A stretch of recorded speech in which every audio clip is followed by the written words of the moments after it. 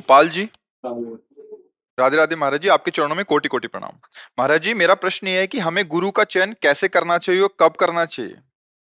हमें पता ही नहीं कि हमारा गुरु कौन है। हमें पता ही नहीं। तो जिसको पता है उससे प्रार्थना करें। पता किसको है? भगवान को, क्योंकि वही गुरु है। सबसे पहले सबको चाहिए कि भगवान को गुरु पद में बैठा ले।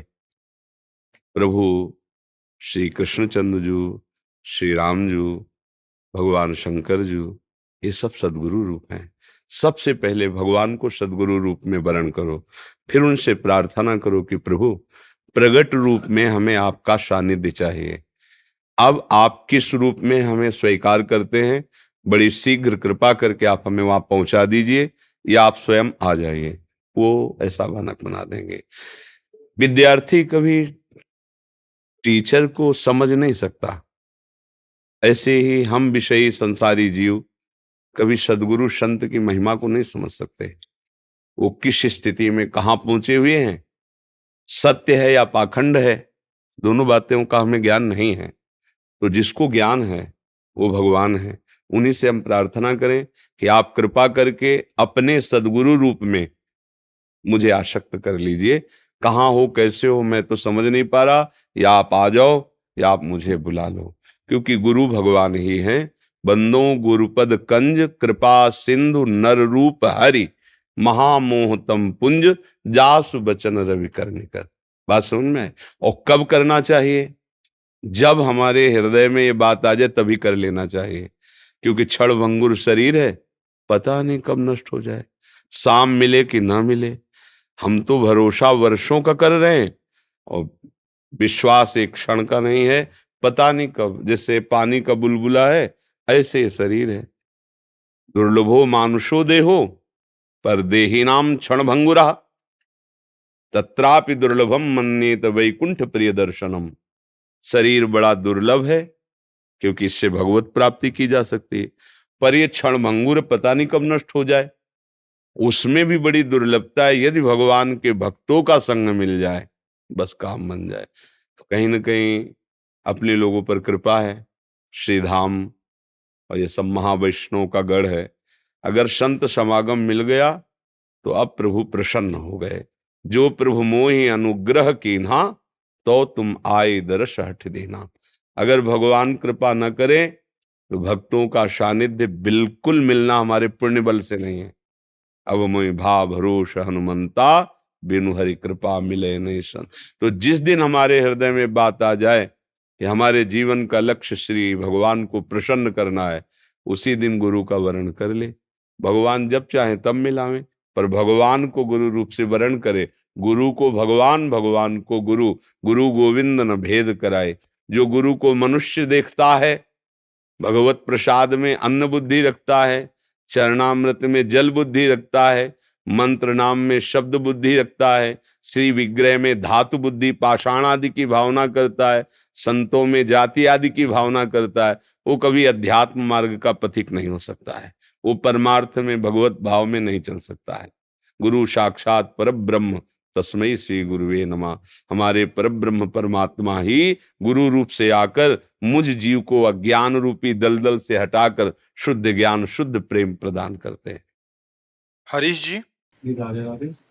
राधे राधे महाराज श्री। महाराज जी, हमारा जन्म ब्रज में हुआ है और हम ब्रजवासी होकर भी भक्ति करने की कोशिश करते हैं, लेकिन हमारा मन भक्ति में नहीं लग पाता। महाराज जी, हम कैसे। इतनी बात अगर तुम्हारे हृदय में बैठी कि मैं ब्रजवासी हूं, ब्रजेंद्र नंदन के घर का हूं, मूल बात है तुम्हारे अंदर कि नहीं है? ये बात तुम देखो। इसमें बनावटीपन नहीं होता, ब्रजवासियों में बनावटी नहीं होता। उनको ठसक होती, ठाकुर हमारे घर का है, हमारे गांव का है ये बात कि नहीं है? फिर निश्चिंत हो जाओ। अगर है, नहीं है तो धोखा कर रहे हो अपने साथ। ये बात जब हृदय में ब्रजवासियों की महिमा है, किस बात की? मेरो कन्हैया। महिमा किस बात की? संत की महिमा किस बात में होती है? मेरे तो गिरधर गोपाल, दूसरो ना कोई, मेरे प्रभु। और वही ब्रजवासियों को जन्म से होती है। श्री कृष्ण, ये अपने तो घर के ना, गांव के है ना। ब्रज का मतलब अपने गांव के ठाकुर है ना, अपने घर के ना, हमारा ही तो कृष्ण है ना। ये बात अगर अंदर बैठी है, इसी बात से महिमा प्रकाशित होती है, प्रभु से अपनापन हो जाना।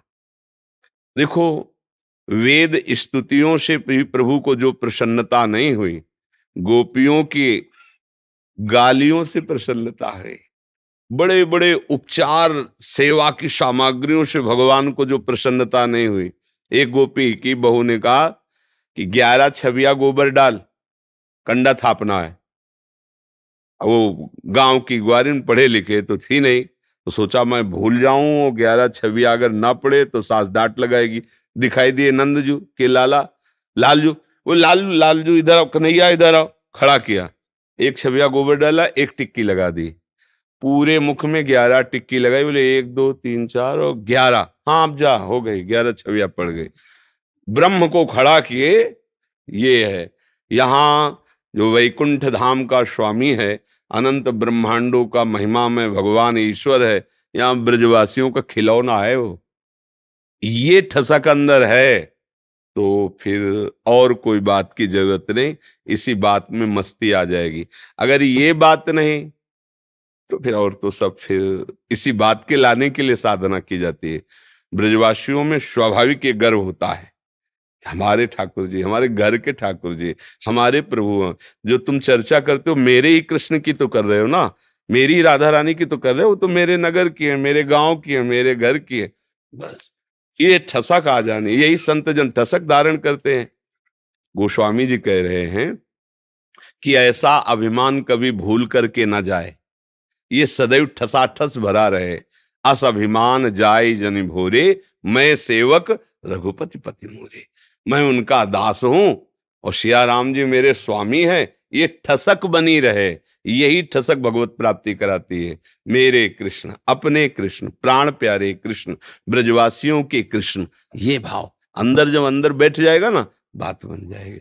आपका जन्म इस रज में हुआ है, ब्रज 84 कोस की रज, बड़े बड़े महापुरुष वंदना करते हैं। तो अपनी महिमा को आप जानो, अपनी बात को आप समझो, तो अपने आप भगत हो।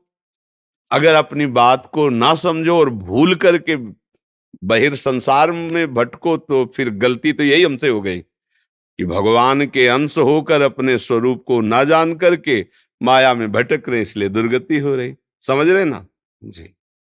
ज्योति जी वाराणसी से। हरिवंश सप्तदेव। हाँ जी, आपके चरणों में कोटि कोटि प्रणाम। महाराज जी, कई बार मैंने सत्संग में आपके श्रीमुख से सुना है कि व्यक्ति के भीतर बड़े से बड़े विकार को जब सदगुरुदेव के समक्ष सभा में कह दिया जाता है तो वो विकार समूल नष्ट हो जाता है। मैं आधा उसका भाव ये नहीं है, बात समझिए कि आपने पापाचरण किया, कह दिया, फिर पापाचरण किया, फिर कह दिया पापा, ऐसा नहीं।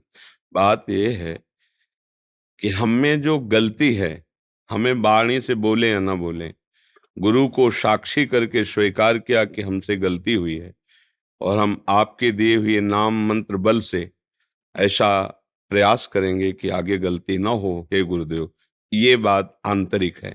जब गुरुदेव पूछें, किसी ने बताया या उनके मन में स्फुरणा हुई आपने ऐसी गलती की, उस समय संकोच छोड़कर बिना भय के बता देना चाहिए, जी आप दंड दें या आप क्षमा करें, हमारे द्वारा ऐसा पाप हो गया। तब ऐसा नहीं कि अपने आप से हम अपने आप से गुरु को अंदर से साक्षी मानकर उनके नाम मंत्र के प्रभाव से निर्विकार होने की कोशिश करें। अगर वो पूछते हैं तो फिर छुपा और कपट रहित होकर बोल देना चाहिए, हमसे गलती हुई है। बात समझ में आ रही? गुरुदेव भगवान, मुझे लाडी लाल कैसे मिलेंगे, ऐसी आप मुझे आज्ञा दीजिए, मैं क्या करूं? पहले नाम जपने का अभ्यास कर लो, लाडली लाल के मिलन की तैयारी कर लो। मिलन की तैयारी तुम करो, मिल हो जाएंगे। मिलन की तैयारी नहीं है तो फिर केवल बातें ही बातें हैं, बातों से प्रीति तो होती नहीं है, है? वो बहुत पहले एक गाना सुना था, ऊंची ऊंची बातों से किसी का पेट भरता नहीं, राम का भरोसा कभी भूखा मरता नहीं। अगर बहुत ऊंची ऊंची बातें करे तो उससे अध्यात्म का प्रकाश थोड़ी हो जाएगा। भगवान का भजन करे तो मिलन की चाह पैदा होती है। मिलन की चाह हुई तो जहां चाह पैदा हुई वहीं वो बैठे थे, वहीं मिल गए। भगवान कहीं दूर थोड़ी है, यही हृदय देश में बैठे हैं।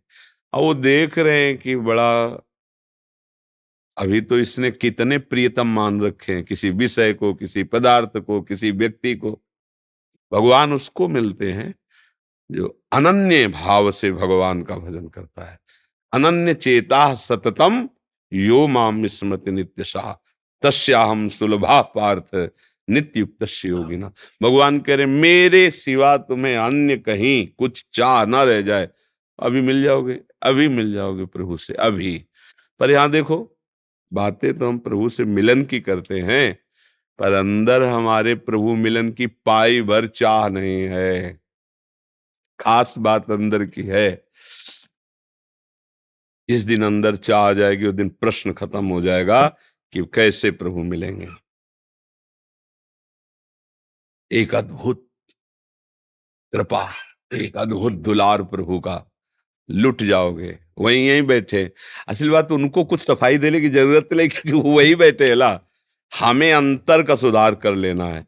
प्रभु कब मिलते हैं? जब कोई चाह नहीं रह जाती, तब भगवत मिलन की चाह पैदा होती है। ये ऐसी चाह नहीं है कि सब चाहों के साथ ही ये भी चलती रहेगी। ये चाह प्रकट हुई तो ब्रह्मादिक के भोग सब विषम लागत ताई, नारायण ब्रज चंद की लगन लगी। ब्रह्मा का परमेष्टि पद भी उसके लिए घास और तिनके के समान नजर आता है, जो भगवान श्री कृष्ण से प्यार करने पर उतर बैठता है। अब तो मुझे प्रभु चाहिए। तो सुरपति नरपति लोकपति जिनके भावे घास, रहे परम आनंद में तज सभई किया। अभी हमारे थोड़ा सा भोग के लिए हम प्रभु को भूल सकते हैं। कितनी कीमत है हमारे हृदय में प्रभु की। हम प्रभु से मिलना चाहते हैं, मिलन की चाह हुई तो ब्रह्मादिक का पद और भोग घास नजर आता। अपनी हालत क्या है जरा देखो, अपने लोग हृदय से देखो। देखो क्या होता है, बातें में, बातों ही बातों में तो कुछ आनंद है नहीं, उसको समझना है। हमारी हालत क्या है कि हम एक छोटे से भोग में, एक दुख में, एक विपत्ति में ऐसे चट से प्रभु को हम बेच देंगे, भूल जाएंगे। हम चाहते हैं प्रभु को। इसीलिए कहा नारायण अति कठिन है हरि मिलन की बाट, या में पग पीछे धरे प्रथम शीश दे काट। शीश काट को मतलब आप कोई चाह नहीं, न जीने की, न मरने की, न सुख की, न दुख की। अब तो आपसे प्यार किया है प्रभु, अब प्रेम किया, आप कोई परवाह नहीं, कूद पड़ा भगवान के मार्ग में। कोई प्रश्न नहीं, कोई चाह नहीं, राधा राधा राधा कदम आगे बढ़ाता चले। तो वो तो खड़े ही है ऐसे, आ जाओ, वो तो खड़े ही हैं। वो तो बहुत समय से पुकार रहे, ममैवांशो, तू मेरा अंश है, मेरी तरफ आ तभी सुखी होगा, माया की तरफ नहीं। पर हम प्रभु को भी भजते तो माया के लिए। देख लो, प्रभु को भी भजते हैं तो माया के लिए। प्रभु का होके प्रभु का भजन प्रभु के लिए कोई बिरला करता है। संसार का होके संसार के भोगों के लिए प्रभु का भजन लगभग लगभग सब करने की चेष्टा करते हैं। इसीलिए बात बनती नहीं। प्रभु के मिलन की चाह पैदा करना है तो अन्य चाहों को मिटाना होगा। और जब प्रभु की चाह प्रकट हो गई तो प्रभु दूर नहीं है, उसी समय अनुभव हो जाएंगे जिस दिन प्रभु के लिए तुम्हारा हृदय व्याकुल हो जाएगा। पर इसके लिए फिर भजन चाहिए ना। खूब भजन करो, गंदे आचरणों से बचो, गंदे भोजन से बचो, गंदे विचारों से बचो, गंदे व्यक्तियों से बचो। तब जाके एक पवित्र भाव बनता है कि हमारे जीवन का लक्ष्य भगवान की प्राप्ति। भजन कोई ऐसे ही साधारण चीज थोड़ी है कि भजन ऐसे पापवंत कर सहज स्वभाव, भजन मूर्ति भाव न काओ। फिर भजन नहीं बनता जब पापाचरण होने लगते हैं, ये सब बातें बातें रह जाती है। तो बड़े भाग्य हैं अगर भगवान के मिलन की बात आवे, पर उसको सही ढंग से हम बैठा लें बात को, कि उस बात के आगे सब बात फीकी लगे। जहर पिलाया जा रहा है, आग में जलाया जा रहा है, कितने कितने कष्ट दिए जा रहे हैं, लेकिन अपनी बात से हटे नहीं। तो उनकी बात हम गाते हैं नहीं, उनका चरित्र गाते हैं। अगर हमारे पास तो जरा सा भय आ जाए, जरा सा दुख आ जाए, तो भगवान को गाली देने लगे कि 4 महीने से तुम्हारी पूजा कर रहे, भजन कर रहे, ये कैसे हो गया। तो अब लोगों का भजन क्या है मतलब। दीप्ति जी दिल्ली से। राधा राधा श्री हरि।